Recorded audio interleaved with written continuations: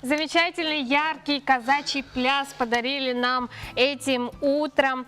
Народный ансамбль танца «Сюрприз». Спасибо, девушки. На этой прекрасной ноте мы сегодня говорим о 39-м творческом сезоне, о его открытии, который состоится в Доме дружбы народов уже сегодня. Да, сегодня, все верно. Да. Сегодня в нашей студии Яна Викторовна Игнатьева, генеральный директор Дома дружбы народов имени Кулаковского, и Назгуль Жанышбековна Батаева, председатель Красноярской местной общественной организации «Кыргызская национально-культурная автономия города Красноярск». Доброе утро. Доброе утро. Доброе утро, уважаемые гости. Яна Викторовна, но какие мероприятия запланированы в эти дни в рамках открытия?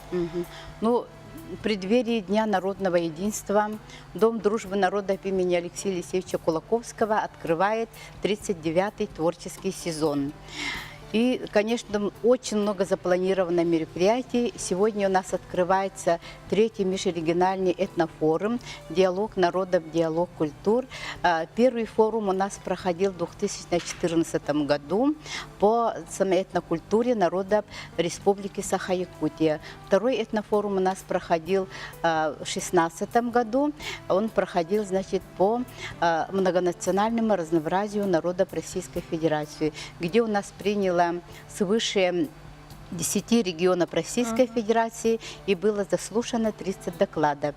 И сегодня открывается у нас в 10 часов 3-й межрегиональный этнофорум, значит, который, значит, обсудит все вот актуальные вопросы по социальной и культурной адаптации мигрантов. Будут проходить семинары, круглые столы, семинары по конфликтологии. К нам приехали эксперты из Москвы. Это эксперты, которые работают по конфликтологии, по межнациональным проблемным, значит, вопросам. И, конечно, у нас в 17 часов будет всероссийский этнографический диктант, и в 18:30 у нас будет, состоится открытие 39-го творческого сезона. Вот такая у нас обширная сегодня программа. Да. Наша гостья, Назгуль Жанышбековна, она приехала к нам с проектом. Давайте вот поговорим о проекте, что за проект, и понятно, конечно, что он направлен на объединение дружбы народов. Да, доброе утро. Позвольте сразу, пользуясь случаем, поздравить всех якутян с предстоящим праздником и сегодняшним замечательным этнофорумом, в котором мы с удовольствием примем участие.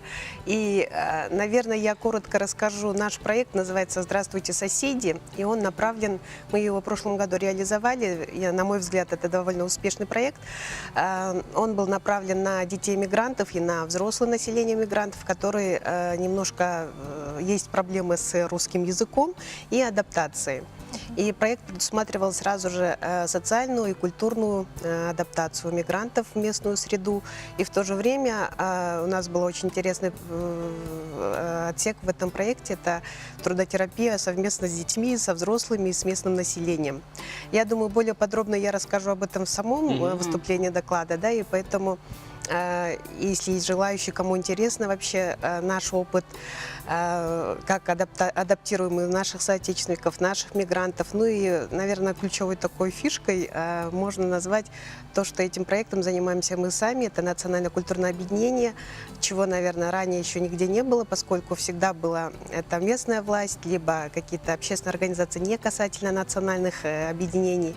А здесь, вот в Красноярском крае, у нас получилось именно сами национальные культурные автономии, которые знают изнутри менталитет, национальные возможности и вообще вот сам быт, жизнеусловия наших мигрантов. И когда мы, уже будучи более местными, да, адаптированными гражданами России, работаем с нашими соотечественниками, с мигрантами в целом, не разделяя на национальности, это, наверное, такой опыт.